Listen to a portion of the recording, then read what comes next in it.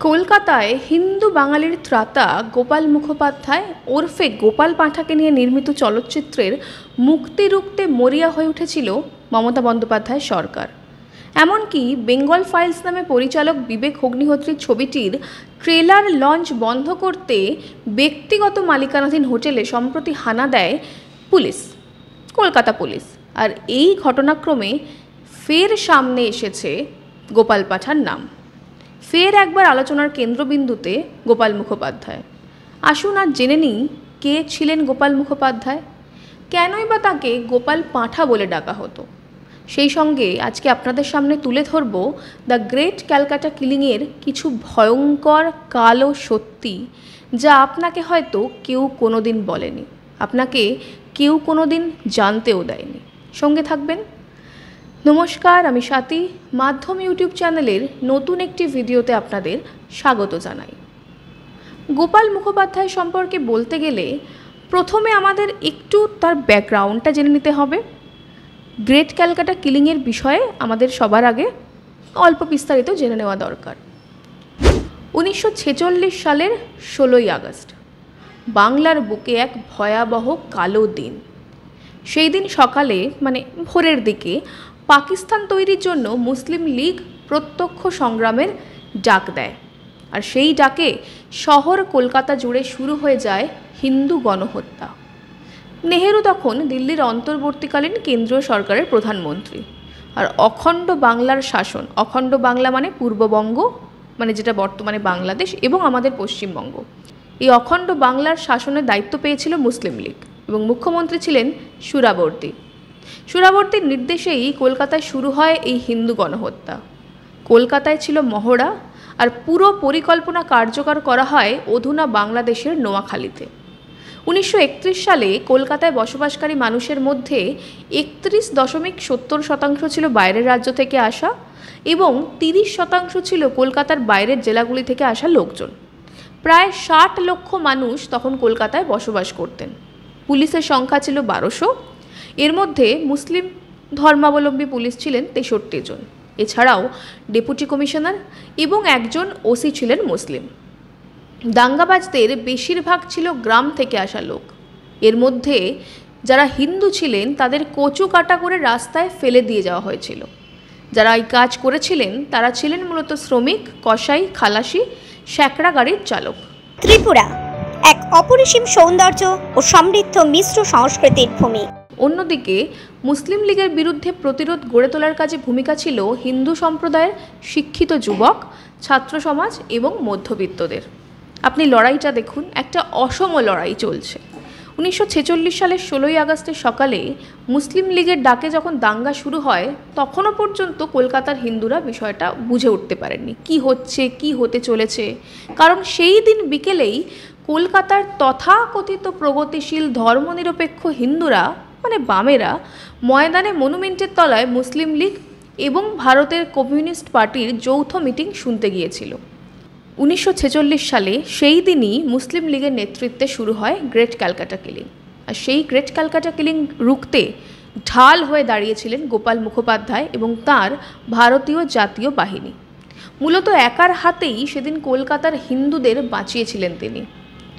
প্রবাদ হয়ে গিয়েছে, গোপাল ছিলেন বলেন টালা ট্যাঙ্ক আছে, শিয়ালদা স্টেশন আছে, আপনি আমি রয়েছি। আর সেই প্রবাদের সঙ্গে আজও জড়িয়ে রয়েছে মেডিকেল কলেজ হাসপাতালের উল্টো দিকে এক চিলতে মাংসের দোকান। প্রসঙ্গত 1946 সালের 16ই আগস্ট গ্রেট ক্যালকাটা কিলিং রুখেছিলেন যিনি, সেই গোপাল মুখোপাধ্যায়ের পাঁঠার মাংসের দোকান ছিল, যে কারণে গোপাল পাঁঠা নামেই তিনি সবার সামনে পরিচিত হয়েছিলেন। মুসলিম লীগের বাহিনীর হাত থেকে হিন্দুদের বাঁচাতে এগিয়ে এসেছিলেন কলকাতা বউবাজারের এই ডাকসাইটে হিন্দু যুবক। তিনি ছিলেন কুস্তিগিরও, রীতিমতন তিনি আখাড়ায় গিয়ে কুস্তি প্র্যাকটিস করতেন। তিনি ছিলেন বিপ্লবী অনুকূলচন্দ্র মুখোপাধ্যায়ের ভাগ্নে। কলকাতা বউবাজারের মলঙ্গা লেনে 1913 খ্রিস্টাব্দের 7ই সেপ্টেম্বর গোপালের জন্ম। সেবার হিন্দুদের বাঁচাতে গোপাল জোগাড় করেছিলেন 24 পয়েন্ট বোরের রাইফেল। 1945 খ্রিস্টাব্দে দ্বিতীয় বিশ্বযুদ্ধের সময় কলকাতায় ঘাঁটি গেড়ে থাকা মার্কিন সৈন্যদের কাছ থেকে জোগাড় করেছিলেন এই অস্ত্রগুলি। মূলত এই অস্ত্রগুলো দিয়েই কিন্তু সেদিন তিনি উন্মত্ত, কার্যত একদম ছুটে আসা মুসলিম লীগের যে বাহিনী ছিল, যারা হিন্দুদের কচুকাটা করছিল, তাদেরকে তিনি রুখে দিয়েছিলেন। ছোট থেকেই তার আদর্শ ছিল নেতাজি সুভাষচন্দ্র বসু। নেতাজির জন্মজয়ন্তীতে 7 দিন ধরে ভারত মাতার পুজো করতেন তিনি। গোপাল মুখোপাধ্যায় ওরফে গোপাল পাঁঠা, বর্তমানে সেই পুজো 4 দিন ব্যাপী হয়, কিন্তু তার পরিবার এবং অন্যান্য সংগঠনের ব্যক্তিরা মিলে সেই পুজোটা এখনও চালিয়ে চলেছে। ভারতীয় জাতীয় বাহিনী নামে একটি ছোট্ট সংগঠনও পরিচালনা করতেন তিনি। গোপালের সঙ্গে যোগ ছিল যুগল কিশোর ঘোষ। গোপালের সঙ্গে যোগ দিলেন যুগল কিশোর ঘোষ, কলকাতায় বসবাসকারী শিখ এবং গোয়ালা সম্প্রদায়ের মানুষজন, এবং তাতে ছিল শ্যামাপ্রসাদ মুখোপাধ্যায়ের প্রচ্ছন্ন সমর্থনও। গোপালের ঘনিষ্ঠ প্রতিবেশী ছিলেন ডাক্তার বিধানচন্দ্র রায়। গোপাল পাঁঠার নেতৃত্বে মারমুখী হিন্দুরা পাল্টা প্রতিরোধ গড়ে তুললেন মুসলিম লীগের বিরুদ্ধে। হিন্দুরা রুখে দাঁড়াতেই প্রাণ বাঁচানো মুশকিল হয়ে যায় দাঙ্গাকারীদের। তখন সুরাবর্দী দাঙ্গাকারীদের বাঁচাতে ইংরেজ সরকারকে সেনা নামানোর অনুরোধ করতে বাধ্য হয়। গোপাল একদিনেই 800 হিন্দু এবং শিখ যুবকদের সঙ্গে নিয়ে প্রতিরোধ গড়ে তুলেছিলেন। অন্তত ইতিহাস তো তাই বলছে। শেষ জীবনে গোপাল মুখোপাধ্যায় একজন সমাজকর্মী হিসেবে ন্যাশনাল রিলিফ সেন্টার ফর ডেস্টিটিউটস নামে একটি দাতব্য প্রতিষ্ঠান চালাতেন। এলাকায় বিশাল আকারে শুরু করেছিলেন কালী পুজো। বহু বিশিষ্টজনেরা তাঁর এই কালী পুজোয় এসেছেন। 2005 খ্রিস্টাব্দের 10ই ফেব্রুয়ারি কলকাতার এই বীর সন্তান মৃত্যুবরণ করেন। 2014 সালে হিন্দু সংহতি সংগঠনের তরফে গোপাল পাঁঠার শতবর্ষ স্মরণ অনুষ্ঠান আয়োজন করা হয়েছিল। সদ্য খিদিরপুর এলাকাতেই তার একটা মূর্তিও উন্মোচন করা হয়, এবং বিরোধী দলনেতা শুভেন্দু অধিকারী সেই মূর্তি উন্মোচনে গেছিলেন, যতদূর আমরা দেখেছি টিভির পর্দায়। কিন্তু এটা মানতেই হবে, কলকাতা শহরের বুকে হিন্দুদের নিরাপদ একটি ঠিকানা তৈরির কারিগর ছিলেন গোপাল পাঁঠা।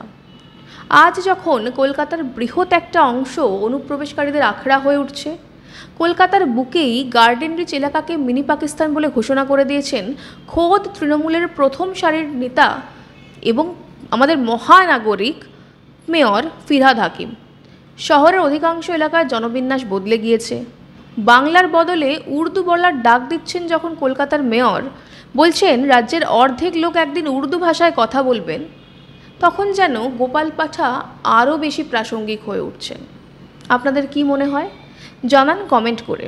আজ এই পর্যন্তই, দেখা হবে পরের একটি ভিডিওতে। ততক্ষণ পর্যন্ত সঙ্গে থাকুন, দেখতে থাকুন মাধ্যম।